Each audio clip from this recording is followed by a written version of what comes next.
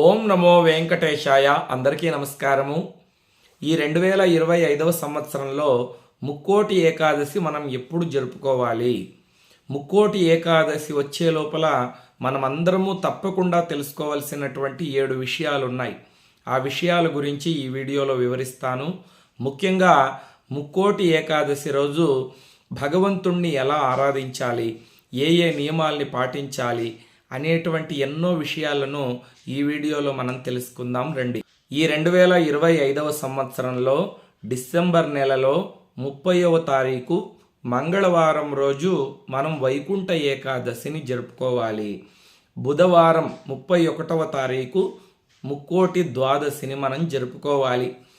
ఈ వైకుంఠ ఏకాదశినే ముక్కోటి ఏకాదశి అని ఎందుకు పిలుస్తారంటే, ముక్కోటి దేవతలు కూడా వైకుంఠానికి వెళ్ళి అఖిలాండ కోటి బ్రహ్మాండ నాయకుడు ఆది మధ్యాంతరహితుడు లక్ష్మీ వల్లభుడు అయిన శ్రీమన్నారాయణుణ్ణి ముక్కోటి దేవతలు కూడా వెళ్ళి పూజిస్తారు, సేవిస్తారు.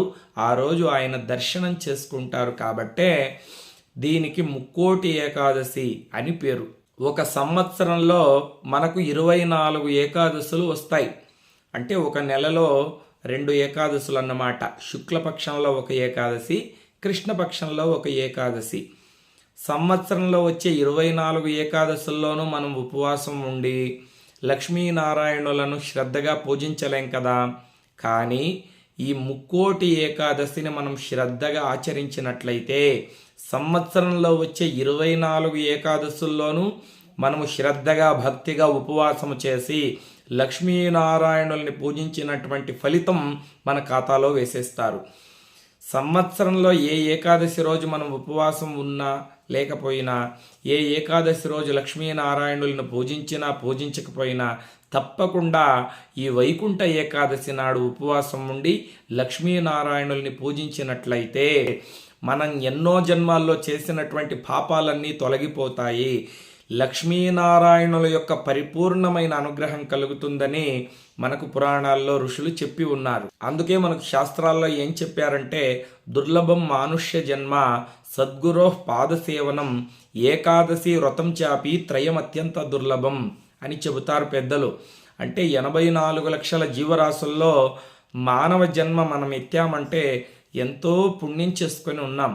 లేకపోతే ఏ పందిగానో, ఏ కుక్కగానో, ఏ అడవిలో నక్కగానో పుట్టేవాళ్ళం. మానవులుగా మనం జన్మించామంటే పూర్వజన్మల్లో ఎంతో పుణ్యం చేసుకున్నాం. అదేవిధంగా సద్గురు పాదసేవనం, ఒక మంచి గురువు గారు మనకు దొరికి ఆయన చెప్పిన విధంగా మనం నడుచుకున్నట్లయితే, ఆయనను సేవించినట్లయితే మనకు మోక్షం లభిస్తుంది. అదేవిధంగా ఏకాదశి వ్రతం చాపి త్రయం అత్యంత దుర్లభం. ఈ మానవ జన్మ దొరికిన, అదేవిధంగా ఒక మంచి సద్గురువు దొరికిన ఏకాదశి వ్రతం చేయడము చాలా కష్టం. అందరూ చేయలేరండి. చేద్దాం అనుకుంటారు కానీ లక్ష్మీనారాయణుల అనుగ్రహం ఉంటేనే ఈ యొక్క ఏకాదశి వ్రతము అనేది మనం చేయగలము. ఎందుకంటే ఏ వ్రతమైనా మనం సులభంగా చేసేయవచ్చు. కానీ ఈ ఏకాదశి వ్రతానికి హరిత్రయం అని పేరన్నమాట. 3 రోజులు చేసేటువంటి వ్రతం ఇది. ఇంతకీ ఈ వైకుంఠ ఏకాదశి లేదా ముక్కోటి ఏకాదశి ఎలా జరుపుకోవాలో చెబుతాను, శ్రద్ధగా వినండి. ఏకాదశికి ముందు రోజు అంటే దశమి నాడు 29వ తారీఖు సోమవారం రోజే కాస్త ఎక్కువగా మనం తులసి దళాల్ని తెచ్చుకోవాలన్నమాట. ఎందుకంటే మనకు ఏకాదశి రోజు, ద్వాదశి రోజు స్వామిని పూజించడానికి ఎక్కువగా తులసి కావలసి పడుతుంది. కాబట్టి ముందు రోజే కాస్త ఎక్కువగా తులసి, బిల్వ దళాలు సమకూర్చుకోండి. అదేవిధంగా స్వామివారికి సమర్పించేటువంటి పూలు, పళ్ళు అంతా కూడా సిద్ధం చేసుకోండి. దశమి రోజే ఇల్లు వాకిలంతా శుభ్రం చేసుకొని సాయంత్రం వేళలో చక్కగా స్నానం చేసి లక్ష్మీనారాయణుల్ని పూజించాలి. లక్ష్మీనారాయణుల చిత్రపటం ఉంటే ఆ చిత్రపటాన్ని పూజించవచ్చు, లేదా లక్ష్మీనారాయణుల విగ్రహం ఉంటే ఆ విగ్రహాన్ని పూజించవచ్చు, లేదా సాలగ్రామాన్నైనా పూజించవచ్చు. లేదు అంటే వెంకటేశ్వర స్వామి ఫోటోనైనా పూజ చేసుకోవచ్చు.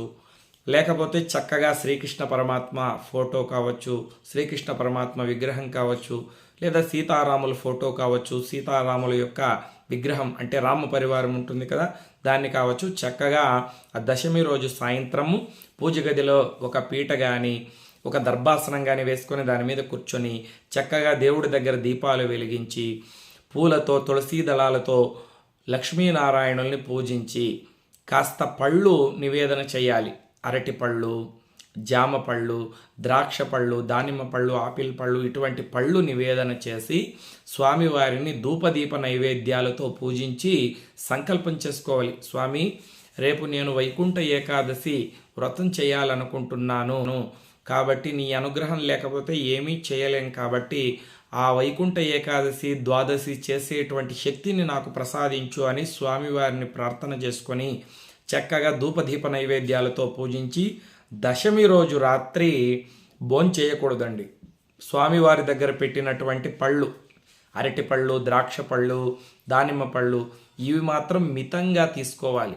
కావాలంటే కాస్త పాలు తాగవచ్చు.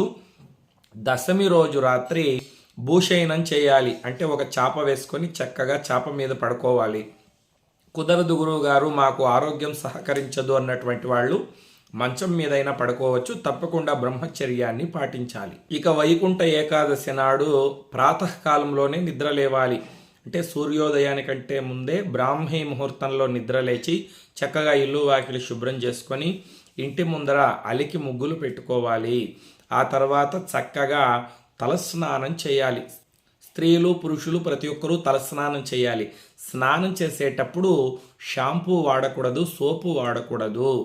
ఏకాదశి నాడు స్నానం చేసేటువంటి నీళ్లలో కాస్త గోమూత్రాన్ని కలుపుకొని ఒక తెల్లని పువ్వును వేసుకొని కుదిరితే ఒక తులసి దళం వేసుకొని స్నానం చేస్తే అది పవిత్ర స్నానం అవుతుంది. అంతేగాని ఆ రోజు కుంకుడుకాయి, షాంపూ, సోపు ఇవి వాడకూడదు. కావాలంటే పుట్టమన్నులోకి కాస్త పేడ కలుపుకొని శరీరానికి పోసుకొని స్నానం చేయవచ్చు. స్నానం చేసిన తర్వాత బాగా ఉతికి ఆరవేసినటువంటి వస్త్రాల్ని ధరించండి. ఆ తర్వాత ఊర్ధ్వపుండ్రాలు పెట్టుకోవాలి. అంటే తిరునామాన్ని పెట్టుకోవాలి. స్త్రీలు కూడా తిరునామం ధరించవచ్చు.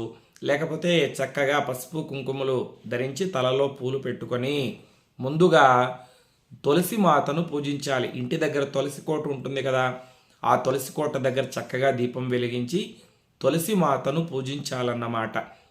ఏకాదశి నాడు తులసమ్మను పూజించకుండా మహావిష్ణువుని పూజిస్తే ఆయన పరిపూర్ణమైన అనుగ్రహం కలగదు. తులసి కోట దగ్గర చక్కగా దీపం వెలిగించి తులసి మాతను ధూపదీప నైవేద్యాలతో పూజించండి.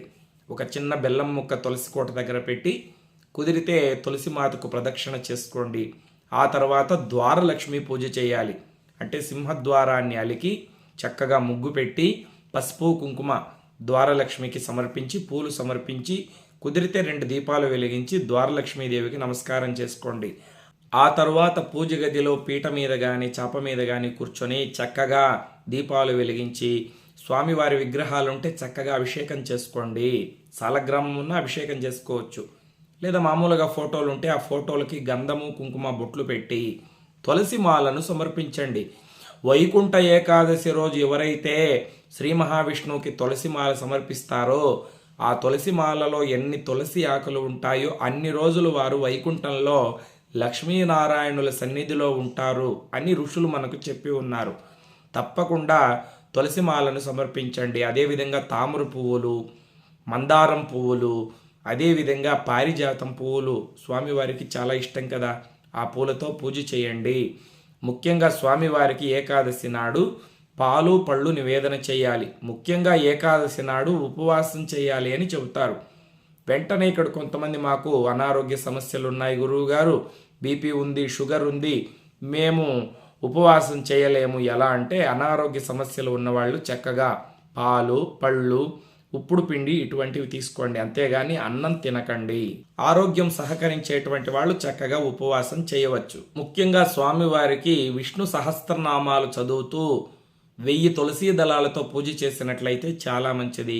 అదేవిధంగా లక్ష్మీదేవికి కుంకుమార్చన చేసినట్లయితే చాలా మంచిది. వైకుంఠ ఏకాదశి రోజు మన ఇంట్లో మనం సొంతంగా పూజ ఎలా చేసుకోవాలో ఇంకొక వీడియోలో నేను చక్కగా వివరిస్తాను.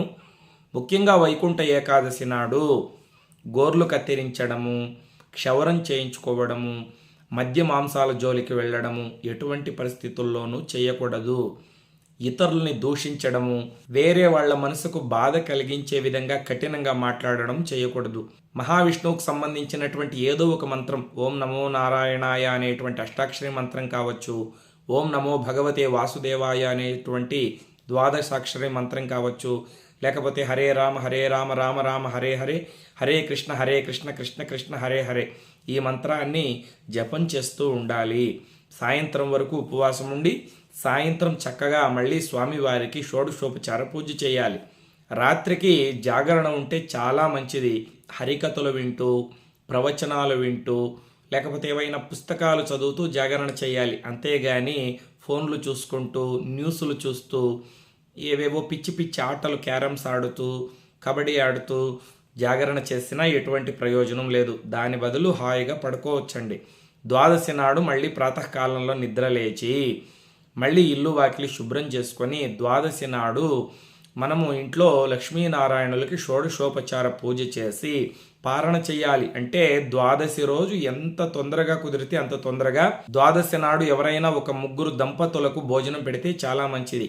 కుదరలేదనుకోండి, ఇద్దరికైనా భోజనం పెట్టండి. కనీసం ఒక్కరికైనా భోజనం పెట్టి ఆ తర్వాత భోంచేయాలి.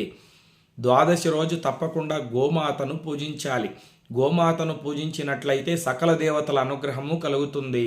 ద్వాదశి నాడు విష్ణుమూర్తి దేవాలయానికి వెళ్ళి అక్కడ ఉన్నటువంటి బ్రాహ్మణులకు స్వయం పాకం ఇచ్చి వారి పాదములకు నమస్కరించుకున్నట్లయితే అప్పుడు భగవంతుడి యొక్క పరిపూర్ణమైన అనుగ్రహం కలుగుతుంది. ద్వాదశి రోజు సాయంత్రం కూడా భగవంతుడిని పూజ చేయాలి. చెప్పాను కదండి, హరిత్రయం అంటే 3 రోజులు చేసేటువంటి వ్రతం అన్నమాట. దీన్ని మనం శ్రద్ధగా భక్తిగా ఆచరించినట్లయితే లక్ష్మీనారాయణులు మనకు వశమైపోతారు. లక్ష్మీనారాయణుల పరిపూర్ణమైన అనుగ్రహం కలుగుతుంది. ఏ కోరికైనా సరే మనం సంకల్పం చేసుకొని ఈ వైకుంఠ ఏకాదశి వ్రతం చేసినట్లయితే తప్పకుండా ఆ కోరిక ఫలిస్తుంది. లక్ష్మీనారాయణులు మనకు, మన కుటుంబ సభ్యులకు రక్షగా ఉంటారు. కాబట్టి నమ్మకంతో చేయండి, భగవంతుడి పరిపూర్ణమైన అనుగ్రహం కలుగుతుంది. లోకా సమస్తా సుఖినో భవంతు. స్వస్తి.